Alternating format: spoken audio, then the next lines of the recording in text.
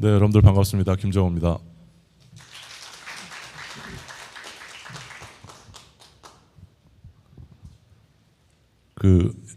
첫 번째로 발제하는 것이 저는 늘 반기는 순서입니다.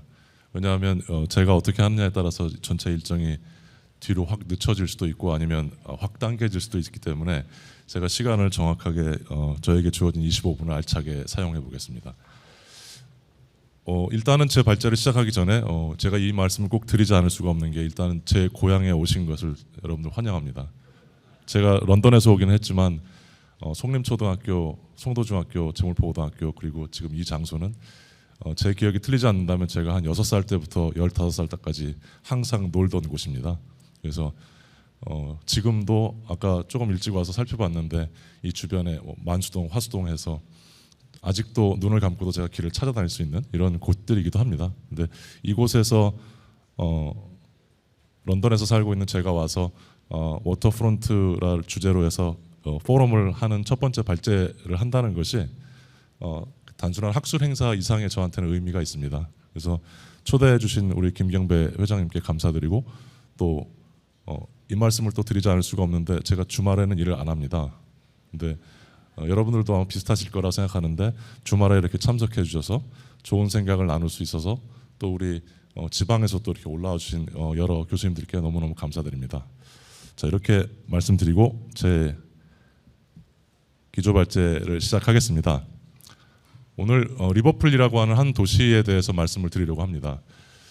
김경배 회장님께 제가 요청을 받았을 때 처음에는 사실은 유럽의 4-5개 도시를 정리를 해서 말씀을 드릴까라는 생각을 했었습니다. 그랬다가 우리 이번 행사의 취지에 가장 맞는 도시 하나를 선정을 하면 더 좋겠다라고 해서 제가 좀 중간에 바꿨습니다. 그래서 리버풀이라는 도시를 선정을 했습니다. 리버풀이라는 도시는 이미 우리 대한민국에서 인천뿐이 아니라 많은 도시들이 도시재생과 항만재생에서 벤치마킹의 주요 대상으로 꼽히는 도시이기도 하고, 저 역시도 지난 20년 동안의 수많은 행사와 인터뷰와 방송 등등, 또 제 개인적인 저술 활동에서도 많이 소개를 했습니다. 그런데 제가 지금까지 했던 20여 년 동안 해왔던 이야기 연구의 연장선상에서 똑같은 이야기를 드리는 것은 여러분들에 대한 기본적인 예의가 아니라고 생각을 합니다. 그래서 지난 약 30년 동안, 정확하게는 35년 정도가 됩니다. 지난 35년 동안에 리버풀에서 어떤 상황이 벌어지고 있는지, 정확하게 시간을 따지자면 1981년부터 작년까지 어떤 일이 벌어져 왔는지를 좀 쭉 정리를 해서 말씀을 드리고, 그것이 왜 우리 지금 인천에 지금 이 시점에서 의미가 있는지에 대해서 여러분들과 좀 생각을 나눠보고자 합니다. 그래서 처음에 제가 간단하게 유럽의 그 주요한 항만 도시에서 리버풀이 차지하고 있는 비중에 대해서, 그리고 리버풀이 번영했다가 다시 쇠퇴한 과정, 그리고 쇠퇴 이후에 어떤 과정을 통해서 리버풀이 도시재생 사업 그리고 항만재생 사업을 추진했는지, 그 다음에 리버풀이 본격적으로 다시 활성화에 성공한 다음에 그 이후에 상업적인 성공, 복합재생을 통해서 어떠한 전략을 썼는지, 그리고 리버풀이 그 과정에서 보존과 개발의 균형을 맞추기 위해서 어떤 논란과 어떤 어려움 그리고 어떤 도전이 있었는지, 그리고 가장 최근에 이제 많은 관심을 받고 있는 리버풀 원이라고 하는 원도심 재생 사업에서, 그리고 지난 2년 3년 전부터 현재 진행 중인 지식지구를 조성하는 것까지 해서 지속 가능한 리버풀을 만들기 위해서 리버풀이 어떤 노력을 지난 30년 40년 동안 해왔는지, 그리고 이것이 우리에게 어떤 시사성을 주는지에 대해서 좀 말씀을 드리겠습니다. 리버풀로 초점을 맞추어서 말씀드리기 전에 지금 제가 표시한 도시들은 지난 20여 년 동안에 제가 크게는 도시재생, 좁게는 항만재생을 주제로 해서 제가 쭉 연구를 해왔던 도시들입니다. 그런데 이 도시들을 제가 물론 이거 말고도 더 많이 있겠죠. 그런데 지금 보시는 12개의 도시는 두 가지의 공통점을 가지고 있습니다. 첫째는 전부 다 물을 중심으로 발전했던 도시라는 것, 이게 첫 번째 공통점이고요. 두 번째 공통점은 이 도시를 우리가 현대사에서 이야기할 때 도시 재생에서 성공한 도시라고 이야기도 하고, 다른 한편으로 항만 재생에서 성공한 도시라고도 얘기합니다. 그래서 이 도시들을 도시 재생의 관점에서 접근할 수도 있고 항만 재생의 관점에서 접근할 수도 있습니다. 그래서 결국은 핵심은 이 도시들이 가지고 있는 경험과 교훈을 우리가 어떻게 해석할 것인가, 이것이 이제 우리에게 주어진 숙제인데, 저는 일단은 결론부터 말씀드리면 지금 정리한 것처럼 세 가지라고 생각합니다. 이 12개 도시에서 공통적으로 읽을 수 있는 것은 하나의 또는 한두 개의 산업이 아니라 다양한 형태의 산업들을 연계시키는 데 성공했다는 것과, 그 다음에 사회적 가치와 지역적 가치를 결합했다는 것, 그리고 대단히 유연한 거버넌스 체계와 다차원적인 파트너십을 조성했다. 이것은 대단히 추상적인 이야기입니다. 그러나 이 세 가지가 12개 도시들에서 공통적으로 보여지고, 그 중에서도 가장 선두에서 가장 많은 도전과 시행착오를 겪으면서 이러한 시스템을 갖춘 것이 리버풀이라고 생각을 합니다. 그래서 리버풀로 이제 들어가서 말씀을 드리겠습니다. 리버풀은 지금 보시는 것처럼 왼쪽 사진에서 보시는 것처럼 런던의 영국의 중서부 지역에 자리한 전형적인 산업도시이고, 오른쪽 사진은 이제 머지 강, 그래서 리버풀은 강을 중심으로 발전한 수변 도시입니다. 우리가 리버풀을 이해할 때 가장 먼저 이제 생각해야 될 것은 17세기에 이미 리버풀은 세계에서 가장 큰 항만 중에 하나로 성장했다는 것입니다. 그래서 17세기 그리고 18세기 초반의 역사 자료들을 살펴보면 전 세계 무역량의 약 40%가 리버풀을 거쳐갑니다. 그러니까 리버풀 자체가 영국의 큰 항만, 유럽의 큰 항만이 아니라 전 세계를 대표하는 항만 중에 하나라고. 그래서 실제로 17세기와 18세기 리버풀을 묘사한 그림들을 보면 지금 보시는 것처럼 가장 화려한 모습의 항만을 보여줍니다. 우리가 여기서 잊어서는 안 되는 것은 이 17세기에 18세기에 19세기에 걸쳐서 발전한 리버풀은 단순한 무역항을 넘어서 문화와 역사와 다양한 형태의 모든 것들이 교류하는 허브라는 것. 그래서 전 세계의 모든 것들이 교류하는 허브로 발전했다는 것. 이것이 이제 리버풀을 이해하는 핵심입니다. 그런데 비교적 항만 도시로서는 일찍 성장한 리버풀이 대략 한 250년 정도의 화려한 역사를 뒤로하고 20세기 중반을 넘어서면서부터 쇠퇴를 합니다. 그래서 대략 1960년대, 70년대를 지나면서 리버풀이 이제 제조업 중심의 항만이 아니라 무역항이었기 때문에 전체적으로 이 쇠퇴의 속도가 다른 곳보다 훨씬 더 빠르게 진행이 돼서 최종적으로 1980년대가 넘어가게 되면 리버풀은 모든 것이 다 중단됩니다. 그러니까 단계적으로 멈추는 것이 아니라 물류 산업 자체가 완전히 중단이 돼서 리버풀 항만에 있는 모든 시설들은 완전히 다 문을 닫는, 그래서 단계적으로 쇠퇴하는 것이 아니라, 쇠퇴라는 표현이 사실은 정확하지 않습니다. 완전히 도시가 다 멈추게 될 정도로 항만과 수변이 쇠퇴하고, 항만과 수변이 쇠퇴했다는 것은 결국 도시 전체가, 리버풀 전체가 쇠퇴했다고 하는 것. 그래서 지금 보시는 세 장의 이미지에서 확인하실 수 있듯이 수변은 물론이고 연계된 원도심 전체가 작동하지 않는, 그래서 당시의 자료들을 보면 1970년대 80년대 자료를 보면 이때 이제 리버풀의 이미 실업률이 30%를 넘는, 한 도시의 실업률이 30%를 넘는다는 것은 사실상 도시가 경제적으로 작동하지 않는다는 것을 의미합니다. 그래서 이제 어떻게 하면 리버풀의 재생이 성공할 수 있을까? 이것은 단순하게 리버풀의 고민이 아니고 영국 전체의 고민이었습니다. 그래서 영국에서 이제 마가렛 대처가 수상이 된 다음에 1981년에 도시개발공사, 우리가 지금 이제 쉽게 이해하는 도시개발공사를 최초로 설립을 하게 되는데, 13개의 도시개발공사가 단계적으로 설립이 되는데 1981년에 동시에 런던과 리버풀의 도시개발공사가 설립이 됩니다. 런던과 리버풀의 도시개발공사가 설립된다고 하는 것은 런던은 수도이니까 당연한 것이겠죠. 그런데 지방 도시 중에는 최초로 리버풀에 설립된다고 하는 것은 반대로 생각하면 리버풀이 그만큼 지방 도시 중에는 쇠퇴가 심각하다고 하는 것입니다. 그래서 머지사이드 개발공사가 도시개발공사로서 1981년에 영국 최초로 설립이 됐는데, 머지사이드 개발공사가 접근한 방식은 단순 명쾌합니다. 첫 번째로 부동산을 기반으로 해서 원도심의 활성화를 위한 앵커를 만들자. 부동산을 기반으로 한다고 하는 것은, 왜냐하면 항만이기 때문에, 물류항이기 때문에 완전히 멈추어선 도시의 물류 시설들이 가지고 있는 부동산, 물류항만이 가지고 있던 부동산을 기반으로 해서 일단은 앵커를 만들자고 하는 것이 머지사이드 개발공사의 접근이었습니다. 그리고 나서 그 앵커를 중심으로 해서 문화예술 주도형 활성화 사업을 벌이자. 그래서 실제로 여러분들이 영어로 표현하면 Cultural and Urban Regeneration, 제가 표시한 문화 주도형 또는 문화예술 주도형 도시재생이라고 하는 것이 유럽에서 가장 먼저 이 단어를 사용한 도시 중에 하나가 이제 리버풀이라고 이해하시면 됩니다. 제가 일부러 흑백으로 표시를 했습니다. 칼라와 흑백으로 표시를 했는데요. 왼쪽이 여러분들 보시는 사진의 왼쪽이 이제 앵커가 되는 알버트 도크입니다. 그래서 리버풀 도시공사가 부동산 주도형의 도시재생 사업을 벌이자고 하는 그 출발점으로 앵커를 이제 선정을 해서 그 부동산 전체를 매입을 해서 문화예술 주도형 재생 사업을 위한 앵커를 만드는 것입니다. 그래서 일부러 제가 칼라로 표시한 쪽이 이제 초기 사업이고 왼쪽이 마무리된 다음에 원도시면 오른쪽에 이제 사업이 진행이 되는 것입니다. 그래서 문화 주도형 도시재생 사업이라고 하는 것이 지금이야 이제 굉장히 익숙하지만 처음에 리버풀에서 이 사업이 이미 1980년대니까요. 지금으로부터 약 40년 전에 이 사업이 진행이 됐습니다. 그래서 머지사이드 개발공사가 버려졌던 문을 닫은 도크를 대규모 알버트 도크를 인수해서 이곳을 기반 시설을 정비하고 여기에 문화예술 시설인데 새로운 박물관을 오픈하는 것이 아니라 기존의 리버풀에 산재했던 박물관들을 이쪽으로 이전을 시킵니다. 그래서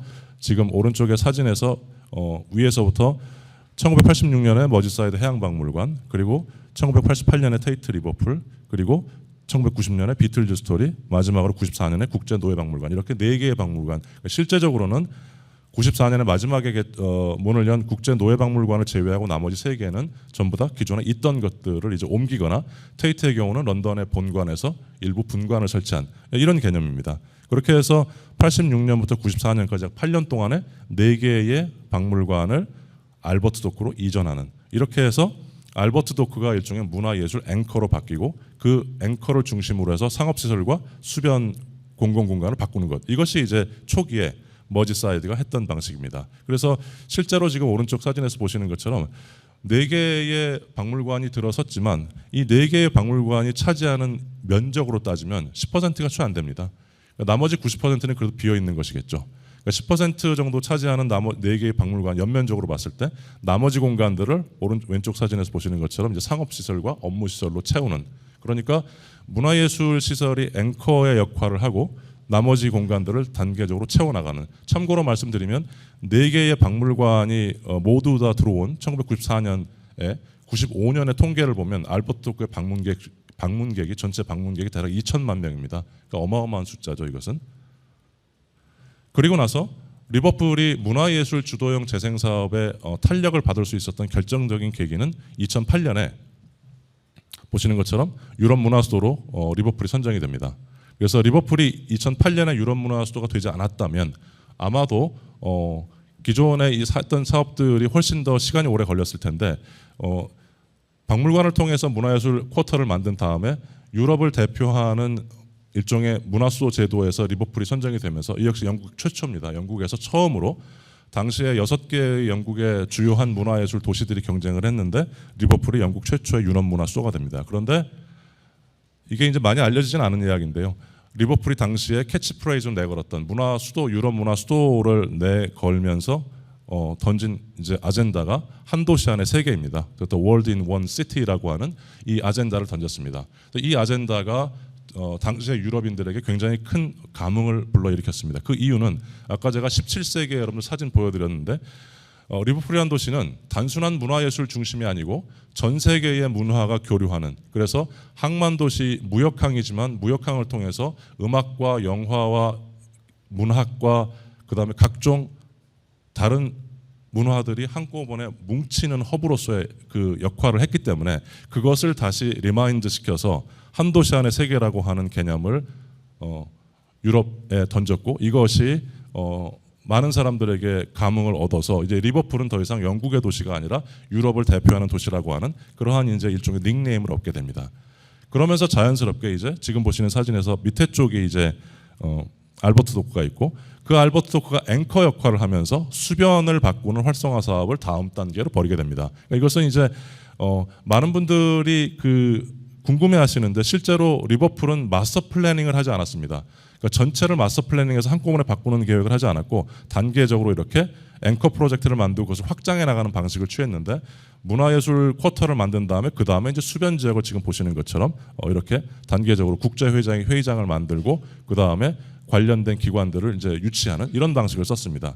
그리고 나서 이제 제가 뒤에서 한 번 더 언급하겠지만 논란의 여지가 있긴 한데 이제 본격적으로 복합 용도 개발, 이것은 제가 쓰는 용어가 아니고 리버풀에서 공식적으로 믹스드 유즈 디벨롭먼트라고 하는 표현을 써서 단순하게 보존이 아니고 그 이전까지만 해도 항만 지역에 남아 있었던 항만 시설들을 주로 보존하는 것이었는데 이제 적극적으로 새로운 건물을 건축하는, 그래서 복합 용도 개발을 이제 하면서 리버풀 항만 자체가 이제 새로운 것과 옛날 신구가 상당한 긴장 관계를 유지하면서 이제 발전하는 이런 이제 과정을 걷게 됩니다.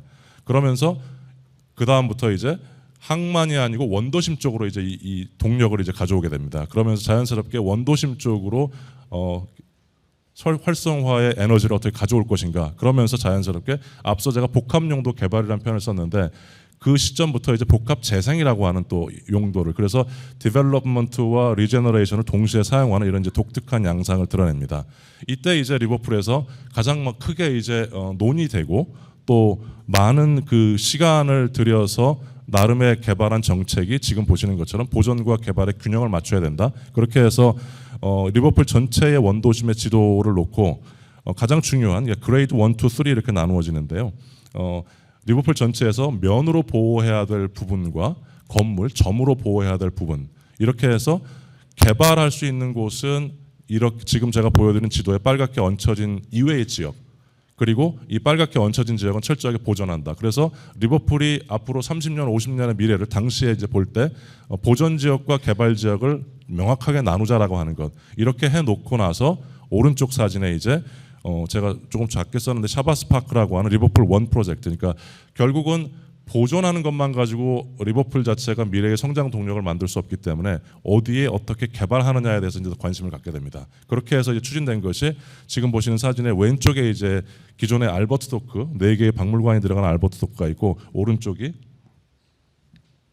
여기 보시는 곳이 여기가 이제 리버풀 원 쇼핑몰 조성을 하게 됩니다. 저 쇼핑몰 자체가 결국은 왼쪽에 수변의 알버트 도크에서 원도심의 오른쪽으로 거꾸로 이것을 동력 전체의 동선을 이끌어내는, 그러니까 보통의 방식이라고 한다면 원도심을 먼저 개발을 하고 수변을 하거나 아니면 같이 하거나 이럴 텐데, 일단은 알버트 도크 자체가 워낙에 상징성이 크니까 이곳을 먼저 박물관 쿼터로 만들고 그 다음에 원도심을 이제 재생 사업을 벌이는 리버풀 원 프로젝트를 시행하게 됩니다. 당시에 리버풀 원 프로젝트가 진행이 될 때 2004년 정도에 이제 추진이 될 때만 해도 영국 전체에서 가장 큰 규모의 아웃도어 쇼핑몰 계획으로 이제 추진이 됐습니다. 그래서 리버풀 원 프로젝트를 시행할 때 이제 시행 자체는 1999년에 리버풀 원이라고 하는 리버풀 비전이라고 하는 도시재생공사, 이것도 영국에서 가장 먼저 도시개발공사가 1981년에 설립이 됐고 1981년에 설립된 도시개발공사의 인원이 대다수가 1999년에 리버풀 비전이라고 하는 도시재생공사 또는 도시재생회사, 그래서 도시재생회사도 영국에서 리버풀이 가장 먼저 설립이 됐습니다. 그래서 리버풀 원의 경우는 이제 리버풀의 도시개발공사가 항만에 초점을 맞췄다면 리버풀 원은 원도심에 초점을 맞추는, 그래서 지금 사진에 제가 표시한 것처럼 7개의 쿼터로 원도심을 나누어서 7개의 쿼터가 가지고 있는 기존의 정체성을 유지하면서 개발을 재생 사업을 벌이는, 이렇게 이제 시행이 되면서 가장 먼저 추진된 것이 앞서 보여드렸던 이제 그 녹지공원을 중심으로 한 쇼핑몰. 그래서 이 사진에서 보면 이제 5번이 됩니다. 5번이 이제 쇼핑몰을 샤바스 파크를 중심으로 해서 리버풀 원 쇼핑몰을 계획하게 됩니다. 이게 쇼핑몰인데요. 여러분들 보시기에 가장 흥미로운 것은 뭐냐면 쇼핑몰이지만 쇼핑몰 자체의 상업 공간이 중심이 아니라 녹지를 중심으로 해서 공공공간을 가장 크게 먼저, 리버풀이 항만 도시이긴 하지만 런던과 같은 도시와 비교하면 안 되는 것이 리버풀만 해도 이런 녹지공원을 거의 가지고 있지 않았던 도시입니다. 그러니까 원도심의 재생 사업을 벌이면서 대규모 녹지공원을 이렇게 조성을 했습니다. 이것은 시민들에게 보여주는 일종의 제스처라고 할 수 있죠. 좀 크게 보여드리면 이렇습니다. 이 사업을 주도한 것은 제가 왼쪽에 표시한 것처럼 그로브너 그룹이라고 하는 영국에서 가장 오래된 부동산 디벨로퍼인, 대략 350년 정도의 역사를 가진 디벨로퍼인데, 이 디벨로퍼가 전체 프로젝트를 개발하면서 우리가 말하는 부동산 개발업자의 모습이 아니라 전형적인 도시의 공공성을 향상시키는, 그래서 이것을 토대로 해서 전체의 공공공간이 시민들의 중심에 자리하는 이런 계획을 세우게 됩니다. 그리고 나서 두 번째 사진 제가 표시한 것이 알버트 도크와 이 공간을 연결시킵니다. 보행으로. 그래서 차 없이 자전거와 보행으로만 알버트 도크가 리버풀 원도심과 연결이 됩니다. 좀 크게 보여드리면 이렇습니다. 그래서 이 공간이 이제 결국은 이 사진에서 앞쪽에 이제 알버트 도크가 자리합니다. 그래서 수변과 결국 이제 원도심이 일종의 브릿지가 되는 이런 이제 다음 단계의 사업. 그러면서 이때 이제 리버풀에서 주로 얘기되는 것이 워커블 시티, 워킹 시티, 걸을 수 있는. 이 전까지만 해도 리버풀은 보행 환경이 좋은 도시가 아니었습니다. 알버트 도크가 문화 쿼터로 만들어지긴 했지만 문화 시설로서 박물관의 그 퀄리티 자체는 매우 높았지만 보행 환경이 훌륭한 거라고 그렇게 이야기할 수는 없었는데 이제 리버풀 원 프로젝트 쇼핑몰이 조성되면서 지금 보시는 것처럼 매우 훌륭한, 매우 양호한 거의 영국에서 최고 수준의 보행 환경까지 갖추게 되는 이런 이제 상황이 만들어지고 그 다음에 마지막으로 지금 보시는 것처럼 아웃도어 쇼핑몰을 이렇게 조성을 했습니다. 이 쇼핑몰은 현재도 영국 전체에서 가장 큰 아웃도어 쇼핑몰, 그러니까 백화점 한두 개를 조성하는 것이 아니라 대규모의 아웃도어 쇼핑몰을 통해서 결국 시민들이 단순하게 쇼핑을 하는 것이 아니라 전체의 퍼블릭 스페이스와 외부 공간을 즐기게 하는, 이렇게 해서 첫 번째의 방식이 리버풀의 도시개발공사가 문화 쿼터를 만들었다면 두 번째는 도시재생공사가 전체 쇼핑몰 원도심을 중심으로 해서 공공공간을 확장하는, 이것이 이제 2단계라고 할 수 있습니다. 지금 제가 보여드리는 그래프가 상당히 재미있습니다. 리버풀의 고용률 변화 그래프인데요. 보시면 1960년 20세기 후반부터 영국 전체로 보면 고용률이 그렇게 크게 영향을 받지 않습니다. 그러니까 20세기 후반에 쇠퇴하더라도 영국 전체는 괜찮은 안정적인 추세인데 리버풀은 보시는 것처럼 1966년부터 1997년 8년까지 급속하게 고용률이 떨어지는데 1998년 그러니까 20세기 후반 마지막 기점부터 계속해서 고용률이 다시 상승 곡선을 그립니다. 그럼 이 시점이 언제냐면 이것이 바로 알버트 도크의 문화시설이 만들어지고 리버풀 원이 오픈한 시점입니다. 그러니까 리버풀의 고용률의 변화에 막대한 영향을 두 개의 쿼터가 준 것이다라고 정의할 수가 있습니다. 그리고 지금 직업 변화도 제가 표시를 해봤는데요. 리버풀은 이미 250년, 300년 동안에 전형적인 항만 무역 도시였기 때문에 적어도 알버트 도크가 문화 쿼터로 바뀌고 리버풀 원 자체의 쇼핑몰이 만들어지기 전까지만 해도 대부분이 직업 분포가 노동이었습니다.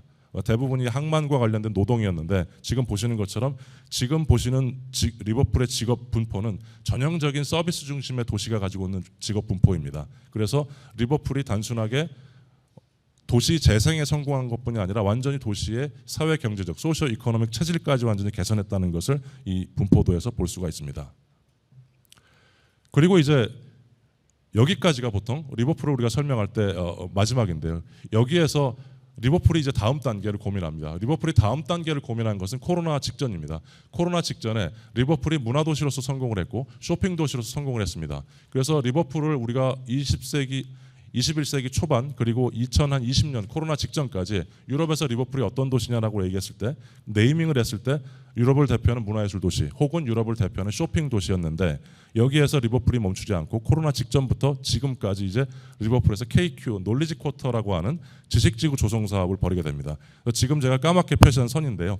까맣게 표시한 선의 왼쪽이 앞서 설명드렸던 리버풀 원 쇼핑몰과 알버트 도크가 있는 지역입니다. 이것을 앵커로 해서 이 까맣게 그려진 선이 왜 이 선이 나왔냐면 이것은 리버풀 대학과 리버풀에는 이제 여러 개의 대학이 있는데요. 리버풀 대학과 리버풀 기술대학을 포함해서 몇 개의 대학들이 원도심에 산재해 있습니다. 그래서 리버풀 홀먼 대학과 리버풀 대학, 리버풀 기술대학 등등등. 그래서 리버풀 대학이 가지고 있는 혁신, IT, 과학, 기술 이러한 능력을 묶어서 기존의 리버풀이 발전시켜온 상업도시와 문화예술도시. 그래서 이때부터 리버풀의 창조산업이라는 이야기를 하기 시작합니다. 그러니까 창조산업과 지식산업이라는 얘기를 하면서 이것을 조금 더 체계화해서 이렇게 다시 쿼터를 나누고 리버풀이 앞서 했던 방식대로 지역별로 각각의 어떤 특성을 발전시킬 수 있을 것인가 이렇게 해서 대략 코로나가 끝나는 시점부터 사업을 시작해서 현재 완성 이제 초기 단계에 시행된 것이 지금 보시는 모델에서 오른쪽이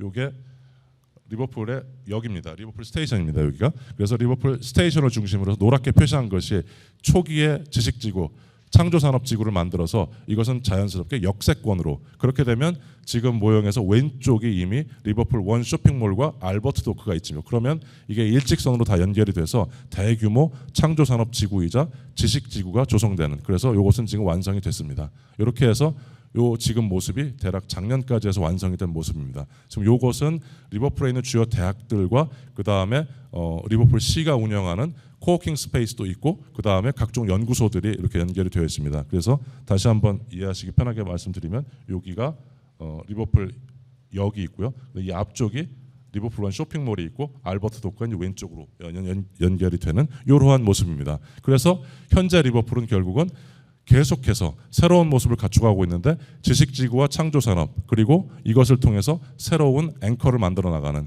그러면서 최근에 이제 가장 마지막에 완공된 것이 지금 보여드리는 빌딩이 리버풀에서 가장 최근에 완공이 된 빌딩인데 이 건물이 영국 전체에서 가장 높은 수준의 바이오펠릭스 빌딩으로 평가를 받습니다. 그러니까 내부 외부에서 친환경 성능이 가장 높다는 것입니다. 그리고 영국에서는 보통 이제 그 오피스 빌딩의 수준을 뭐 그레이드 톱 그레이드 빌딩 뭐 이렇게 얘기를 하는데 리버풀을 포함한 런던을 제외한 영국 전체에서 가장 높은 수준의 오피스 환경을 가지고 있는 건물로 평가를 받습니다. 그 이야기는 리버풀이 이제 문화와 상업을 넘어서 혁신, 지식, 창조 산업의 허브로 발전하고 있다는 것. 이렇게 보면 결국 항만의 쇠퇴에서 출발해서 이제는 어느덧 새로운 형태의 지식 도시로서 그래서 다시 한번 리버풀을 우리가 어떻게 평가하냐면 17세기에 우리가 리버풀을 평가할 때 런던과 경쟁할 수 있는 도시라고 얘기를 했는데 18세기, 19세기 지나면서 리버풀이 성장할 때만 해도 계속해서 그 이야기가 나왔다가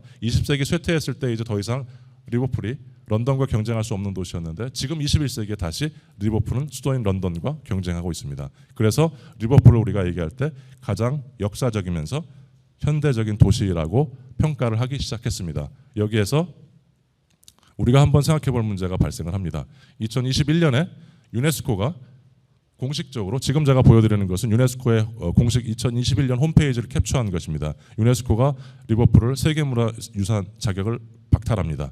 리버풀은 공식적으로 2004년에 세계문화유산으로 주요 항만시설이 지정이 됐습니다. 2012년에 경고를 했고 2021년에 최종적으로 유네스코 세계문화유산 자격을 박탈당합니다. 그때 리버풀에 유네스코가 경고를 했습니다. 지금과 같은 개발의 방식, 기존과 같은 보존의 방식이면 리버풀이 가지고 있는 역사적 또 문화예술적 정체성을 훼손할 수 있다.